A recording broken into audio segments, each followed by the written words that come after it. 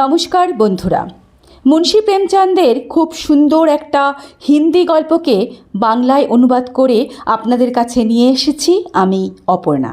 বড়ে ঘর কি বেটি, বাংলায় অনুবাদ বড় ঘরের মেয়ে। তো চলুন শুরু করি সুন্দর গল্পটা। গৌরীপুর গ্রামের জমিদার ছিলেন বেণীমাধব সিং। একসময় এদের অবস্থা খুবই অবস্থাপন্ন ছিল। বিশাল মহল, শান বাঁধানো পুকুর, গোয়াল ভর্তি গরু। প্রতিদিন প্রায় 50 থেকে 60 জনের জন্য ভাতের হাঁড়ি চড়ত। তবে এখন এসব শুধুই গল্প। পুরনো বাড়িটা এদিক ওদিক রোজই ভেঙে পড়ছে।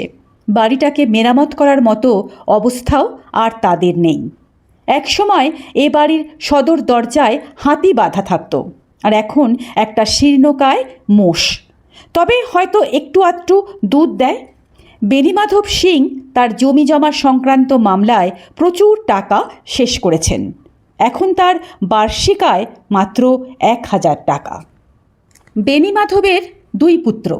বড় ছেলেটির নাম শ্রীকণ্ঠ। সে অনেক চেষ্টা করার পর বিএ পাশ করেছে। এখন একটি দপ্তরে চাকরি করছে। ছোট ছেলেটি খুব সুন্দর দেখতে। যেমন তার সুঠাম স্বাস্থ্য, তেমনি তার মুখমণ্ডল। তার নাম লাল বিহারী। সকালে ঘুম থেকে উঠে সে মোষের 1 কিলো দুধ পান করত। 2 ভাইয়ের মধ্যে স্বভাবের কোনো মিল ছিল না। শ্রীকণ্ঠ খুবই শান্ত স্বভাবের। তার সম্পূর্ণ জীবন সে বিএ পাশ করার জন্য উৎসর্গ করেছিল। সারা দিন সে পড়াশোনার মধ্যেই থাকত। তার চেহারার মধ্যে সবসময় একটা ক্লান্তির ছাপ। চোখের নিচে পুরু কালি, রোগাটে স্বাস্থ্য। সে আয়ুর্বেদিক ঔষধের বই পড়তে খুবই ভালোবাসত। গানের প্রতি তার ছিল গভীর অনুরাগ। শ্রীকণ্ঠ যদিও ইংরেজি ডিগ্রি পেয়েছিল, তবু ইংরেজি সংস্কৃতি তার মোটেই ভালো লাগতো না। সে তার তীব্র নিন্দা করত। গ্রামের সবাই শ্রীকণ্ঠকে খুবই সম্মানের চোখে দেখত। গ্রামের রামলীলায় সে কোনো না কোনো একটা চরিত্রে অভিনয় করত। গৌরীপুরে সেই প্রথম রামলীলার আয়োজন করেছিলেন। প্রাচীন হিন্দু প্রথা ধরে রাখতে তার বড় ভালো লাগত। সে সমস্ত আত্মীয় স্বজন, পাড়া প্রতিবেশী সবাইকে একসাথে নিয়ে চলতে খুব ভালোবাসত। শ্রীকণ্ঠের স্ত্রীর নাম আনন্দী। সে খুব উচ্চ ধনী পরিবারের কন্যা। তার পিতা ছিল তালুকদার। তাদের বিশাল বাড়ি, হাতি, ঘোড়া, পালকি, গোয়াল ভর্তি গরু, গোলা ভর্তি ধান, জমি জমা আরও কত কি। তালুকদারদের যা যা থাকে তার সব। তার পিতা ভূপ সিং উদার চিত্তের মানুষ ছিলেন, কিন্তু দুর্ভাগ্যের বিষয় তার কোনো পুত্র সন্তান ছিল না। ছিল 7টি কন্যা। প্রথম 3টি মেয়ের বিয়েতে প্রচুর খরচা করেছেন। 3 মেয়ের বিয়েতে তার বাজারে অনেক ধার দেনা হয়ে যায়। তা প্রায় 10-15 হাজার হবে। আনন্দী ছিল তার বাবার 4র্থ নম্বরের মেয়ে। রূপে গুণে সে সব মেয়েদের থেকে প্রথম ছিল। তার বাবা তাকে খুব স্নেহ করত। সুন্দর সন্তানকে পিতামাতা সব থেকে বেশি স্নেহ করেন। আনন্দের বিয়ে নিয়ে ভূপ সিং খুব চিন্তিত। কোনো ভালো পরিবারে মেয়েকে বিয়ে দিতে হবে, কিন্তু বাজারে যেন আর ঋণের পরিমাণ না বাড়ে সেদিকেও তাকে নজর রাখতে হবে। যেমন তেমন ঘরে বিয়ে দিলে হয়তো আনন্দের মনে হতে পারে তার বাবা ঋণের দায়ের জন্য যার তার ঘাড়ে তাকে ঝুলিয়ে দিল। এই রকমই একটি দিনে শ্রীকণ্ঠ নাগরিক প্রচারের জন্য কিছু চাঁদা ভূপ সিংয়ের কাছে চাইতে এলো। শ্রীকণ্ঠের সঙ্গে আলাপ করার পর ভূপ সিংয়ের তাকে খুব ভালো লাগে। তারপর একটা নির্দিষ্ট দিনে 2 বাড়ির সম্মতিতে শ্রীকণ্ঠের সাথে আনন্দীর বিয়ে হয়ে যায়। আনন্দী শ্বশুর বাড়িতে প্রবেশ করল। এখানে সব কিছুই যেন অন্যরকম। যে আরামের মধ্যে সে বড় হয়েছে সে সব কিছুই এখানে নেই। দেয়ালগুলিতে কোনো ছবি নেই, দরজা জানালায় পর্দা নেই, মেঝেতে কার্পেট নেই, বাগানে ফুল গাছ নেই, ফুলদানিতে ফুল নেই। চারিদিকে কেমন যেন একটা অগোছলো, একদম সিধে সাধা গৃহস্থ ঘরের মতো। কিন্তু আনন্দী কিছুদিনের মধ্যেই এই সব কিছুর মধ্যে নিজেকে খুব সুন্দরভাবে মানিয়ে নিল, যেন সে এইভাবেই বড় হয়েছে। কোনো আরামের বস্তু সে যেন কোনো দিন চোখেই দেখেনি। একদিন ভর দুপুরবেলা লালবিহারী দুটো মুরগি নিয়ে এলো। আনন্দীকে বলল, বৌদি, তাড়াতাড়ি মুরগির ঝোল রান্না করো তো, আমার ভীষণ খিদে পেয়েছে। আনন্দী তখন মন দিয়ে মাংস রান্না করতে বসল। সে ভাবল মাংসে যদি একটু ঘি দেওয়া হয় বেশ হয়, কিন্তু ঘিয়ের ডাব্বায় দেখল একদম অল্প একটু ঘি পড়ে আছে। কি আর করা, সে ওইটুকু ঘি দিয়েই মাংস রান্না করল। রান্না বান্না শেষ করে সে দেওরকে খাবারের জন্য ডাকল। লালবিহারী খেতে বসল। সে দেখল ডালে ঘি নেই। সে বৌদিকে বলল, এ কি, ডালে ঘি কেন দাওনি? আনন্দী বলল, যেটুকু ঘি ছিল সব মাংসে দিয়ে দিয়েছি। লালবিহারী চিৎকার করে উঠল, এই তো পরশুদিন বাজার থেকে ঘি নিয়ে আসা হলো, এর মধ্যেই সব শেষ করে দিলে? আনন্দী বলল, ঘিয়ের পাত্রে একদম নিচে একটুকুন ঘি পড়েছিল, আমি সবটুকুই মাংসে দিয়ে দিয়েছি। শুকনো কাঠে যেমন একটু আগুন না দিতে দিতে জ্বলে ওঠে, তেমনি লালবিহারী আনন্দের কথায় রেগে লাল হয়ে উঠল। সে বলল, বাবা, তুমি তো এমনভাবে বলছো যেন তোমার বাবার বাড়িতে ঘিয়ের নদী বয়ে যায়। মেয়েরা যে কোনো খারাপ কথা সহ্য করে নেয়। শ্বশুরবাড়ির মার গালাগাল সব সহ্য করতে পারে, শুধু পারে না বাপের বাড়ির নামে খারাপ কথা সহ্য করতে। সে রাগের চোটে বলে উঠল, মরা হাতি লাখ টাকা, বুঝেছ? আমার বাপের বাড়িতে এতটুকু ঘি আমাদের বাড়ির কাজের লোকের পাতে দেওয়া হয়, আমরা তার হিসাবই রাখি না। যাও গিয়ে দেখে এসো। লালবিহারী ভাতের থালা ছুঁড়ে ফেলে দিল। চিৎকার করে বলে উঠল, ইচ্ছে করছে তোমার জিভ টেনে ছিঁড়ে ফেলি। এ কথা শুনে আনন্দী ক্রোধে ফুঁসতে লাগল। তার মুখ লাল হয়ে উঠল। ছোট দেওরের মুখে অপমানসূচক কথা শুনে সে আর কিছুতেই নিজেকে সম্বরণ করতে পারল না। বলে উঠল, আজকে যদি তোমার দাদা বাড়িতে থাকতো তাহলে তোমার এই নোংরা কথার জন্য তোমাকে উচিত শিক্ষা দিত। লালবিহারী রাগে কাঁপতে লাগল। তার স্ত্রী একজন সাধারণ জমিদারের মেয়ে, যখন ইচ্ছা সে ছোটোখাটো কারণেই তার স্ত্রীর গায়ে হাত তোলে। মেয়েদের সম্মান করতে সে যেন ভুলেই গিয়েছিল। লালবিহারী সামনে দেখল তার খড়ম জোড়া, সেটা তুলে আনন্দের দিকে ছুঁড়ে মারল। বলল, ঠিক আছে ঠিক আছে, যার কথা বলছো না আমি তাকেও দেখে নেব আর তোমাকেও দেখে নেব, একজনকেও ছাড়বো না, বুঝেছ? আনন্দী হাত দিয়ে খড়ম আটকালো। তার মাথাটা রক্ষা পেল ঠিকই, কিন্তু হাতের আঙুলে খুব চোট পেল। রাগে তার শরীর শুকনো পাতার মতো কাঁপতে লাগলো। অপমানের আগুনে পুড়তে পুড়তে সে ঘরের দিকে দৌড় দিল, ঢুকে ঘরের খিল তুলল। একজন নারীর শ্বশুরবাড়িতে তার সমস্ত অধিকার তার স্বামীর জোরেই, স্বামীর জোরেই তার সমস্ত মান সম্মান সাহস নির্ভর করে। আনন্দী যেন অপমানের বিষ পান করল। শ্রীকণ্ঠ শহরে চাকরি করে, শনিবার করে বাড়িতে ফেরে। এই সব ঘটনা বৃহস্পতিবার হওয়ার পর আনন্দী 2 দিন ঘরের ভেতরেই ছিল, খাওয়া দাওয়া কিচ্ছু করেনি, এমনকি জল পর্যন্ত খায়নি। স্বামীর অপেক্ষায় সে বসে রইল। সময় মতো শনিবার শ্রীকণ্ঠ ঘরে ফেরে। বাড়ি ফিরতে ফিরতে তার প্রায় সন্ধ্যা হয়ে যায়। প্রতিদিন বসার ঘরে এই সময় কিছু লোক এসে বসে। শ্রীকণ্ঠ তাদের সাথে কিছু এদিক ওদিকের গল্প করে। কেন জানি না, শহরের গল্প শুনতে গ্রামের লোকেরা খুব মজা পায়, খুব উৎসাহের সঙ্গে তারা সেই সমস্ত গল্প উপভোগ করে। খাওয়া দাওয়া পর্যন্ত তারা ভুলে যায়। এই সব গল্প করতে করতে রাত প্রায় 10টা বেজে গেল। এদিকে এই 2-3 ঘন্টা যেন আনন্দীর আর কিছুতেই কাটতে চাইছে না। সে অপেক্ষা করে আছে তার স্বামীর জন্য। কোনো ক্রমে রাতের খাওয়ার সময় এলো।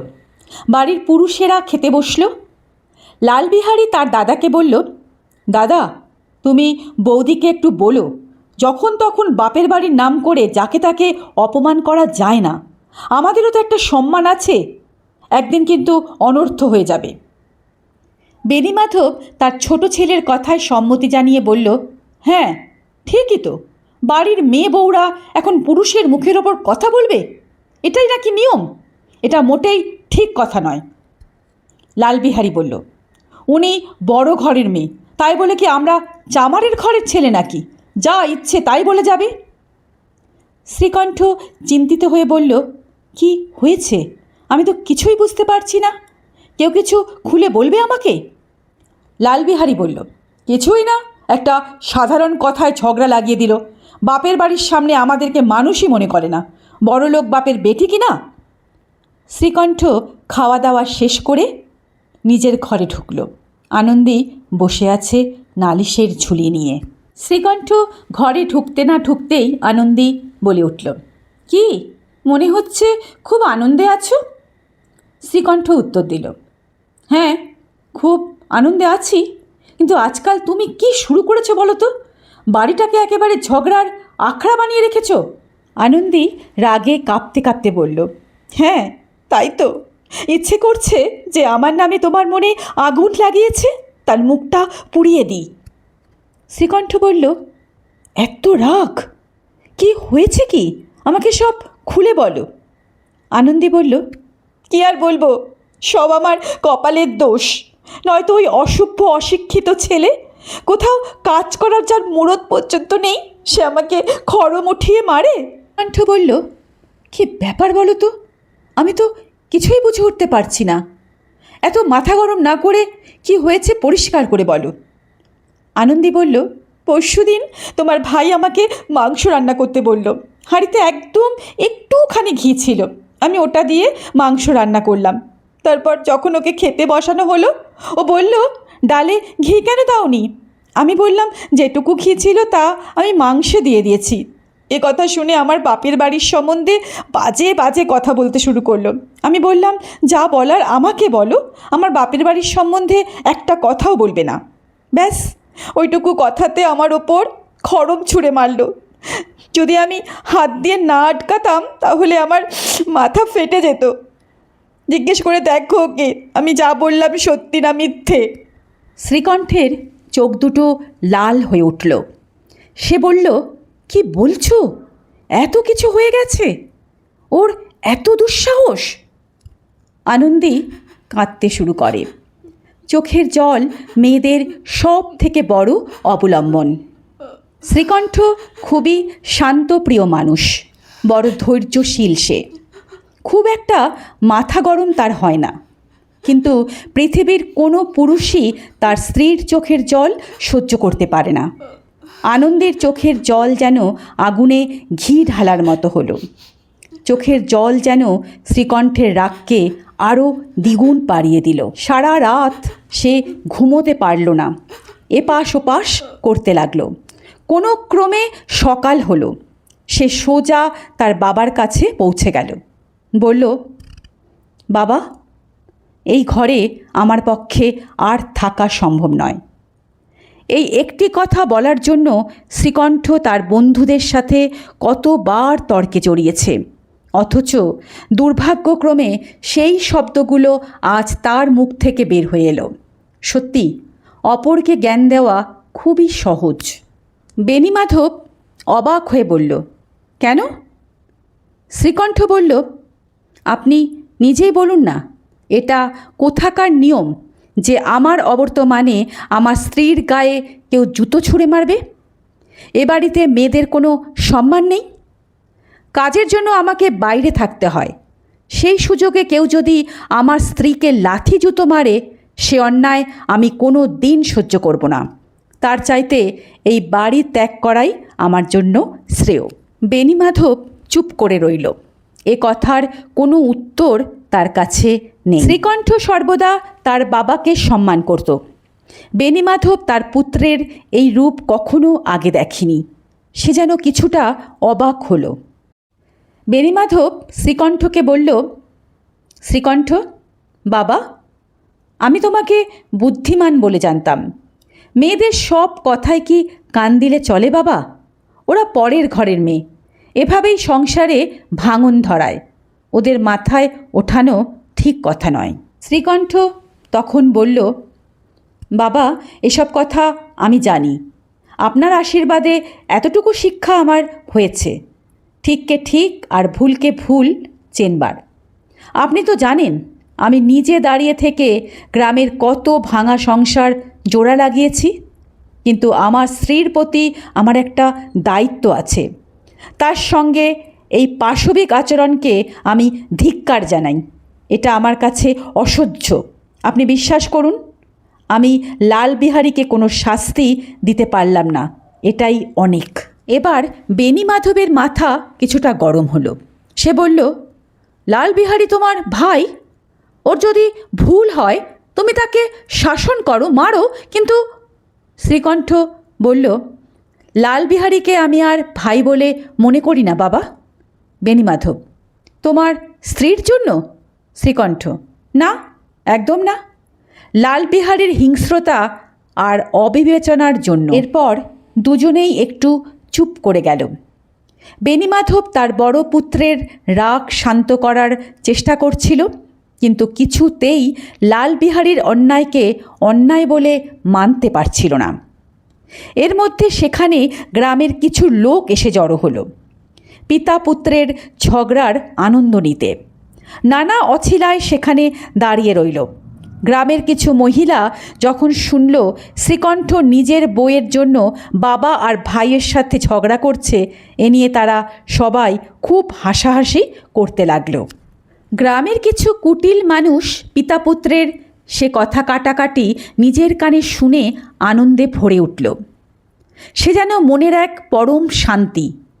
যে বেণীমাধব তার বড় পুত্রের মতামত ছাড়া একটি কাজও করেন না, যে শ্রীকণ্ঠ সর্বদা পিতার প্রতি শ্রদ্ধালু, সেই পিতা পুত্রের মধ্যে আজ একটি স্ত্রীলোকের কারণে বিশাল এক বিভেদ তৈরি হয়েছে।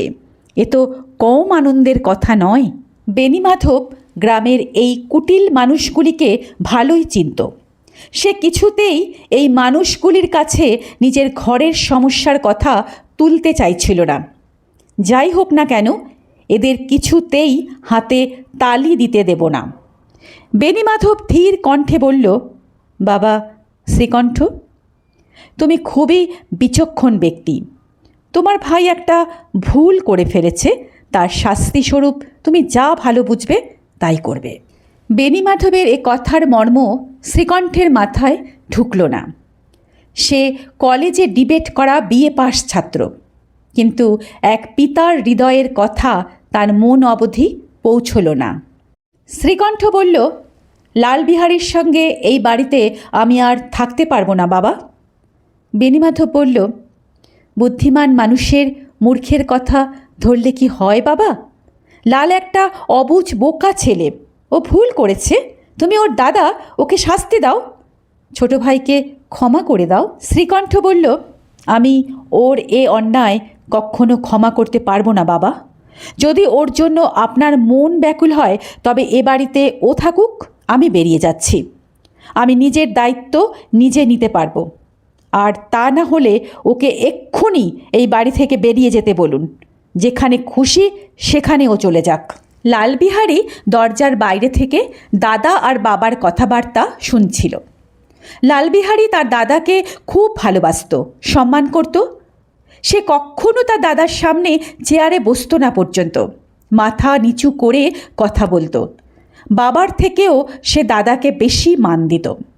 শ্রীকণ্ঠ তার ভাইকে খুব ভালোবাসত। সে যখন শহর থেকে বাড়িতে ফিরত, কিছু না কিছু বস্তু সে তার ভাইয়ের জন্য উপহার স্বরূপ নিয়ে আসতো। সেই দাদার মুখে এমন কথা শুনে লালবিহারীর খুব দুঃখ হলো।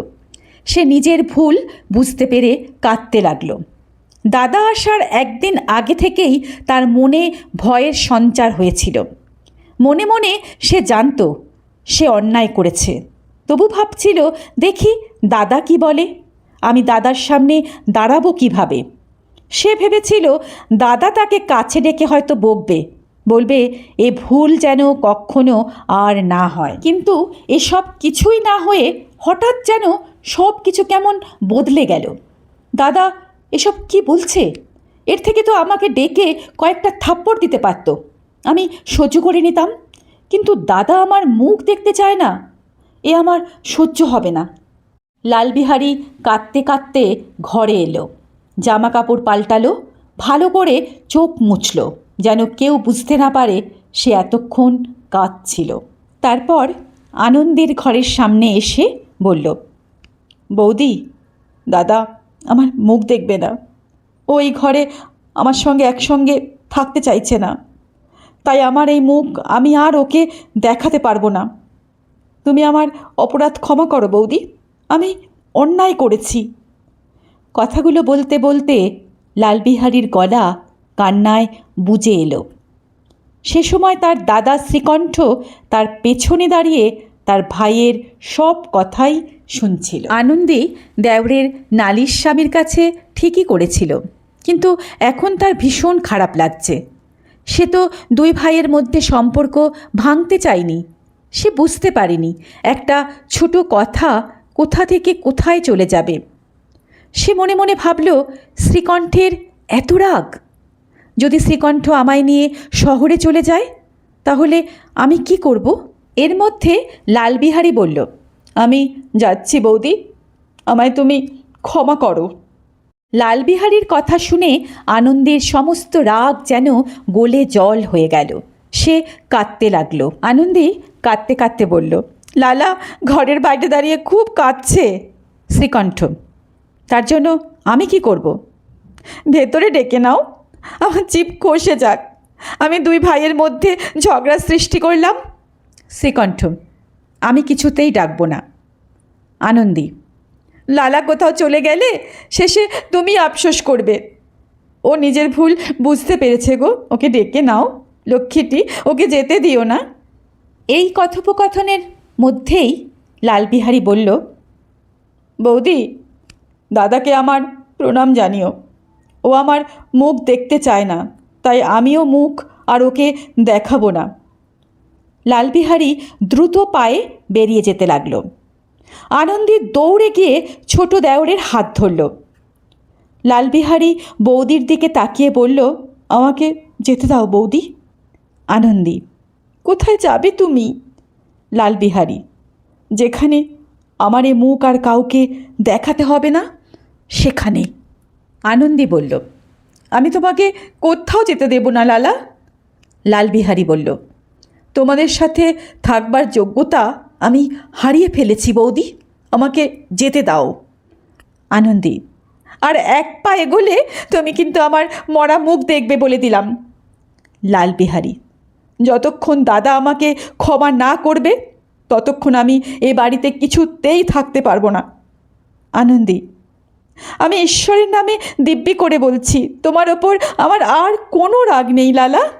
আনন্দের মুখে এ কথা শোনার পর শ্রীকণ্ঠের মন নরম হলো। সে ঘরের বাইরে এসে ভাইকে জড়িয়ে ধরল। দুই ভাই হাপুস নয়নে কাঁদতে লাগল। লালবিহারী কাঁদতে কাঁদতে বলল, দাদা, আর কোনো দিন এ কথা বলবে না যে তুমি আমার মুখ দেখবে না। এর থেকে তুমি আমার শাস্তি দাও, আমি মাথা পেতে নেব। শ্রীকণ্ঠ বলল, লাল, এসব ভুলে যা।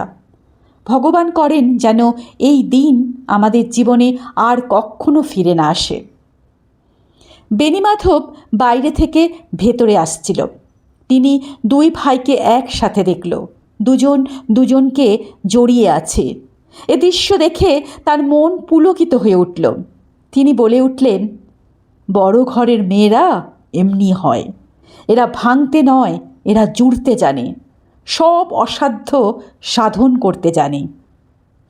গ্রামের যারা যারা এ গল্প শুনল তারা সবাই আনন্দীকে বাহবা দিল। বড় ঘরের মেয়েরা সত্যি এমনই উদার হয়। এতক্ষণ আপনারা শুনছিলেন মুন্সী প্রেমচাঁদের বড় ঘরের মেয়ে, কণ্ঠে অপর্ণা। আপনারা আছেন অপর্ণাস স্টোরি ওয়ার্ল্ডে। যদি ভালো লাগে লাইক দেবেন, যারা নতুন তারা চ্যানেলটিকে সাবস্ক্রাইব করবেন। ধন্যবাদ।